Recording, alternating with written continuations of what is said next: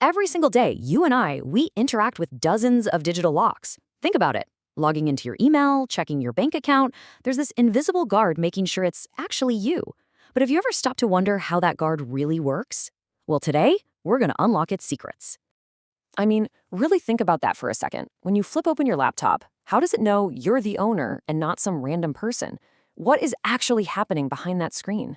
That one simple question, right there, is the key to understanding, well, pretty much all of digital security. So the system that answers this big question is called access control. And it's really the foundation, the basic principle that decides who gets in, and just as important, what they can do once they're inside any digital space. Here's an easy way to picture it. Imagine all your important stuff, your photos, your messages, your documents, is all inside this super exclusive club. Access control? Well, that's the bouncer standing at the front door, clipboard in hand, deciding who gets past that velvet rope. Okay, so to put it a little more formally, that bouncer is always asking 3 key questions. Who are you? What are you allowed to see? And what are you allowed to do? This whole framework is what separates a welcome guest from an intruder trying to sneak in. Right, so every single digital bouncer out there follows this really strict logical process. In the security world, we call it the AAA of security. And really, it's just a checklist designed to answer those 3 core questions for every single person who shows up at the door. First up, you've got authentication.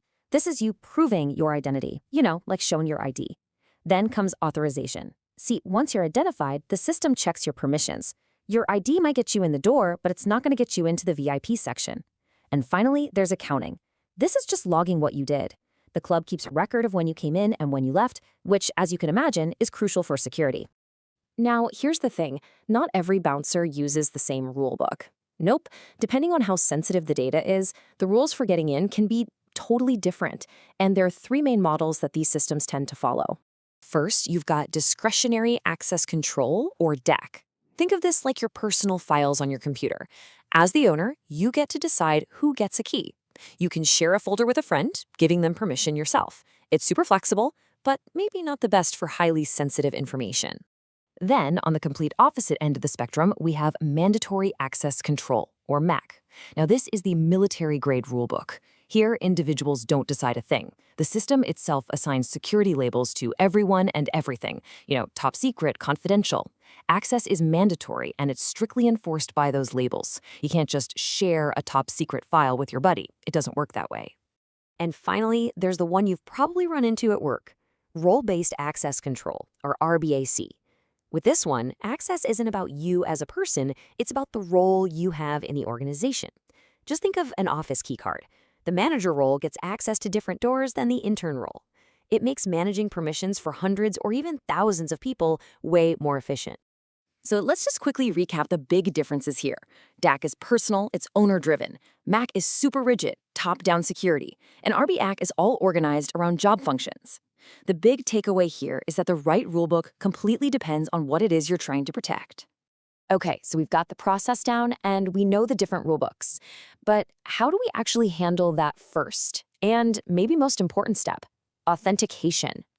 How do you really prove to that digital bouncer that you are who you say you are? For decades, the main answer has been the password. But let's be honest, we all know the problem with passwords. They can be guessed, they can be stolen, they can be cracked. A simple password is often just a flimsy little lock on a very, very important door. And this really gets to the heart of modern security thinking. If one lock is weak, you don't just try to build a slightly better lock. No way.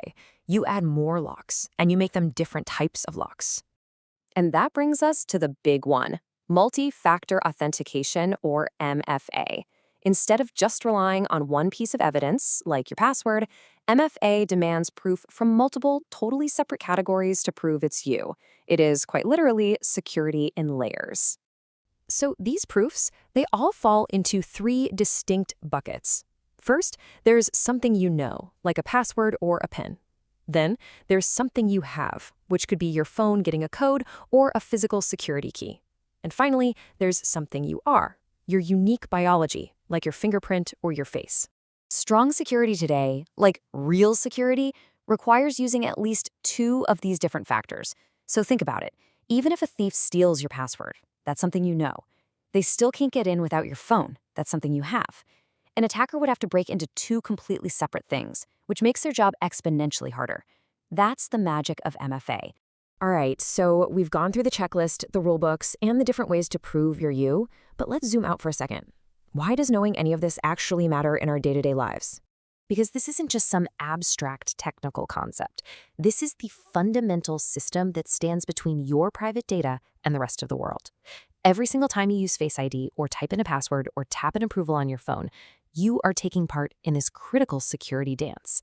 And understanding how it works empowers you to make smarter choices to protect your own digital life. And that leaves us with a pretty fascinating final thought. As that something you are technology, biometrics, gets better and better, are we heading towards a future where we don't even need passwords anymore? A future where the only key you'll ever need is, well, literally you?